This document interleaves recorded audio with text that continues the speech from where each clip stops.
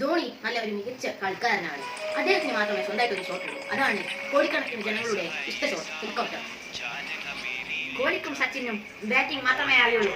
പക്ഷേ Dhoni batting, wicket keeping, bowling എല്ലാം ചെയ്യും. ധോണി ചെന്നൈക്കും ഇന്ത്യക്കും വേണ്ടി ഒരുപാട് കപ്പ് ജയിച്ചിട്ടുണ്ട്. ധോണി ഈ IPL ഒരു 6 അടിച്ചിട്ടുണ്ട്. ബംഗളൂരിന്റെ പേര് 111 മീറ്റർ ഗ്രൗണ്ടിന്റെ അപ്പുറത്ത് പോയ ഷോട്ട്. ധോണി ആ 6 അടിച്ചിട്ടും പക്ഷെ കളി തോറ്റുപോയി. എന്നിട്ട് ബാംഗ്ലൂരിന്റെ ആരാധകന്മാർ കളിയാക്കി. അടുത്ത കൊല്ലം ബാംഗ്ലൂരിനോട് പകരം കൊടുത്തു. ധോണിയുടെ ജേഴ്സി നമ്പർ 7 ആണ്. BCCIക്ക് ധോണിയോട് ആദരവുള്ളത് കൊണ്ട് ഇന്ത്യൻ ടീമിൽ നിന്ന് ജേഴ്സി നമ്പർ 7 ക്യാൻസൽ ആക്കിയിരിക്കുന്നു. ഇനി ചെന്നൈയിൽ നിന്നും അത് ക്യാൻസൽ ആക്കുമെന്നാണ് തോന്നുന്നത്. 2011 വേൾഡ് കപ്പ് ഫൈനലിൽ കോഹ്ലിയും സച്ചിനും എല്ലാവരും ഔട്ടായി. അന്ന് ധോണിയും ഗൗതം ഗംഭീർ മാത്രമേ കളിച്ചു. ഗൗതം ഗംഭീർ ഔട്ടായിട്ടും ധോണി ഒറ്റയ്ക്ക് നിന്ന് വേൾഡ് കപ്പ് കളിച്ചു. കുലശേഖരയുടെ പന്തിൽ 6 അടിച്ചില്ലെങ്കിൽ ഇന്ത്യ വേൾഡ് കപ്പ് തോക്കുമായിരുന്നു.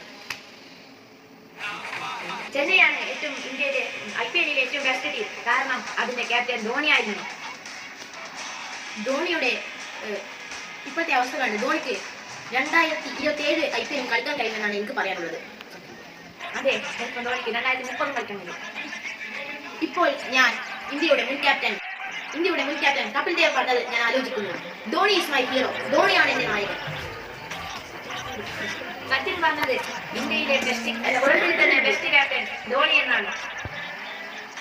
ഗാംഗുലി പറഞ്ഞത് ധോണിയാണ് എന്റെ നായകൻ. ധോണി ഇല്ലാതെ ഇന്ത്യൻ ടീം ലോക റാങ്കിങ്ങിൽ ഒന്നാമതെത്തില്ല. ധോണി വിരമിച്ചതിന് ശേഷം ഇന്ത്യക്ക് ഒരു കപ്പ് പോലുമില്ല. കാരണം ഇന്ത്യക്ക് ബെനിഫിറ്റ് ഒരു ക്യാപ്റ്റനും ഫിനിഷറും ഇല്ല. ഇന്ത്യ ബെസ്റ്റ് ക്യാപ്റ്റനും വിക്കറ്റ് കീപ്പറെയും തപ്പുകയാണ്. ഇപ്പോൾ ഇന്ത്യക്ക് മികച്ചൊരു വിക്കറ്റ് കീപ്പർ ഇല്ല. അത് ശരിയാണ്, മികച്ച വിക്കറ്റ് കീപ്പറും ഇല്ല, ഒരു ഫിനിഷറും ഇല്ല, ഒരു ബാറ്റ്സ്മാനും ഇല്ല. ബാറ്റ്സ്മാൻ എന്ന് വെച്ചാൽ ഫിനിഷർ ഇല്ല, ആണ് സത്യം. ഇത്ര വരെയാണ് നമുക്ക് ധോണിനെ പറ്റി പറയാനുള്ളൂ. നന്ദി, താങ്ക് യു. നന്ദി, നമസ്കാരം.